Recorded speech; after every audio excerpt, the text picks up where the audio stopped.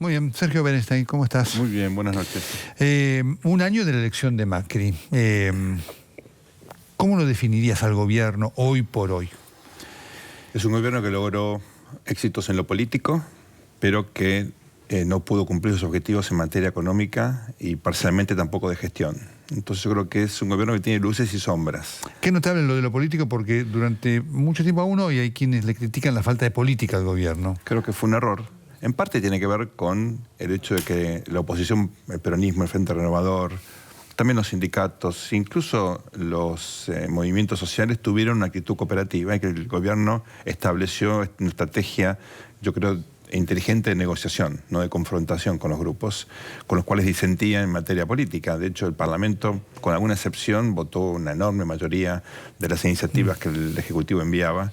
Y me parece que se generó un entorno proteico en términos de acuerdo, sin un acuerdo marco, que falta aún, y yo creo que sería interesante revisar por qué no se hizo o por qué no se hace, para plantear temas más estructurales, temas más de fondo, pero ciertamente con la facilidad de ir aislando los grupos más radicalizados al kirchnerismo, digamos, más obstruccionista, ¿no? En este marco, ¿cómo definirías el sistema de gestión del gobierno? El andamiaje, la estructura que ha elegido Macri para gobernar, para llevar adelante su gobierno. Primero hay que reconocer que el oficialismo tuvo que hacer un esfuerzo extraordinario para también satisfacer las demandas de gestión de la provincia de Buenos Aires, que es un pequeño país, o un gran país, y obviamente me parece que la Fundación Pensar, los equipos técnicos no venían preparándose como para asumir ese desafío. Pero bueno, el gobierno creo que armó una estrategia que yo creo que también habría que revisar, con 22 ministerios. Esto tenía que ver un poco con lo que habían hecho los brasileños, gobiernos de minoría en el Parlamento, que armaban coaliciones desde la presidencia para, de alguna manera, tener facilidad a la hora de lograr acuerdos que le permitieran la gobernabilidad. En Brasil sirvió hasta la caída de Dilma, ¿verdad? Se llama presidencialismo de coalición. Las coaliciones son típicas en gobiernos parlamentarios, son un poco, digamos, contra natura en los gobiernos presidencialistas. En Brasil lo hicieron bastante bien, en Argentina parecía que nos encaminamos hacia eso, finalmente eso no ocurrió, porque el presidente convoca algunas figuras del radicalismo, algunas figuras independientes, pero no hay una dinámica, digamos, de coalición. Él no quiere reproducir, digamos, el fantasma de la alianza, ¿no? Entonces creo que este enorme gabinete tal vez es demasiado sobredimensionado para un país como la Argentina, y es ilógico pensar que la jerarquía de un área de política tiene que ver con el hecho de que exista un ministerio. Pongo el caso de Agricultura. No tiene nada que ver con el ministro, estoy hablando más en términos generales. Sí, correcto. La revolución más importante de la agricultura en el último medio siglo fue la siembra directa. Bueno, no había ministerio. Y lo hizo el sector privado, no lo hizo el sector público. Entonces me parece que hay que revisar un poco los criterios, ¿no? ¿Cómo lo ves a Macri? Yo creo que él lo mismo lo dice, ¿no? En una curva de aprendizaje, lo veo muy calmo, sereno, tal vez con cierta predisposición a hacer una revisión natural, necesaria de este año de gestión, pero creo que es un presidente que logró entender que su rol en la Argentina es administrar un país más allá a veces de sus propias preferencias.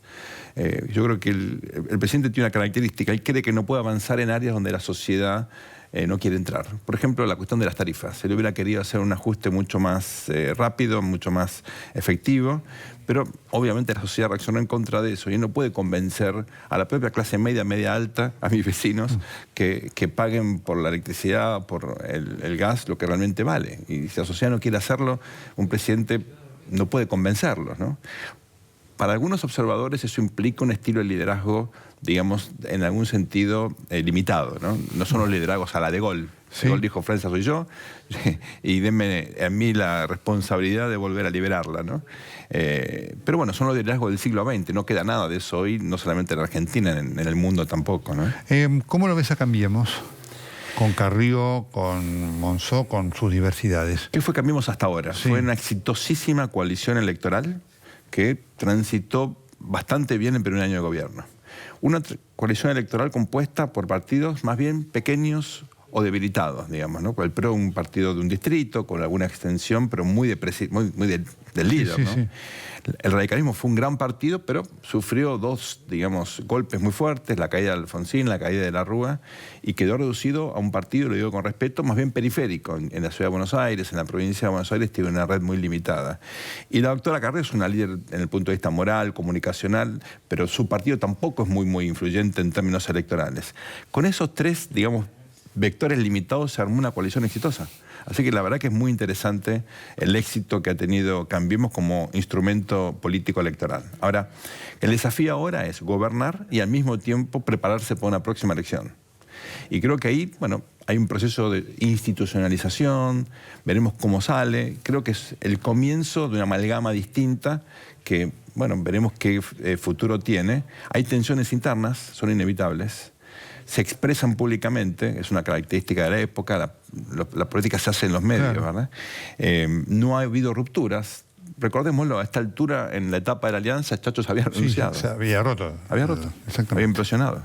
No pasó esto, todo lo contrario. Aparecen conflictos a nivel de algunos distritos, selección de candidatos. Me parece que hay una especie de, digamos, sábana corta entre gestión y candidaturas, porque tal vez muchos líderes que están gestionando van a tener que exponerse en el terreno electoral. Ahí veremos cómo se resuelve, pero en principio me parece que, teniendo en cuenta las características de la coyuntura, del sistema político argentino, Cambiemos ha transitado bastante exitosamente en estos 2 años de existencia, ¿no? María Eugenia Vidal. Bueno, obviamente es la líder emergente más notable que ha dado a la Argentina en mucho tiempo, ¿no? Tiene características muy inusuales, porque tiene experiencia de gestión, tiene carisma, se ha firmado en una provincia tan compleja. Nelson, yo me di cuenta que era algo especial cuando hablaba con intendentes de la provincia y le tenía miedo. ¿Le tenían miedo los intendentes? En el mejor sentido, le digo, miedo de respeto, no miedo de... Intendentes, además no oficialistas. No, del peronismo. Y hablan de ella, digamos, reconociendo. Miedo electoralmente, diciendo que era una figura, sí, no miedo en cuanto a que fuera el miedo a Cristina. No, miedo, respeto, o sea, la tenían considerada como una autoridad y yo dije, bueno, acá está pasando ahí un fenómeno nuevo, ¿no? Tiene un desafío de gestión, porque la provincia obviamente es un desastre, heredó un desastre enorme, y creo que, bueno, tiene un futuro realmente, es muy joven. Hay una generación de políticos, bueno, lo vimos recién, ¿no? De chicos jóvenes que yo creo que le van a dar a la Argentina caras nuevas, ideas nuevas. María Eugenia viene de una gestión ejecutiva, tanto en la Ciudad de Buenos Aires como ministra, luego como vicejefa, conoce la legislatura de la provincia y se adaptó a un distrito que tuvo que recorrer varias veces, sigue recorriéndolo. Tiene una agenda muy intensa. Me parece que estamos frente a una figura muy notable, ¿no? Y la última, ¿y Cristina? Hagamos un poquitín de historia. Olvidémonos de ella, ¿no? Ningún presidente que dejó la gestión en esta transición a democracia tuvo relevancia, lo digo con respeto por las personas, pero relevancia política, ¿no? Alfonsín intentó, bueno, el Pacto de Olivos, fue senador un tiempito, Menem obviamente no tuvo influencia, de la Rúa tampoco, el doctor Duhalde intentó volver y no pudo, Adolfo Rodríguez Sá tiene un rol en el Parlamento, en el Senado no mucho más, ¿no? En la historia argentina hubo 3 presidentes que sí lograron volver. Roca, en el 98, Irigoyen en el 28 y Perón. Estos 2 últimos, por diferentes motivos, golpe de Estado, muerte, no terminaron. El único que terminó fue Roca. Y estos 3 fueron líderes de su partido, fueron creadores de movimientos partidarios. Cristina no tiene esas características. Sergio, muchas gracias. Un placer.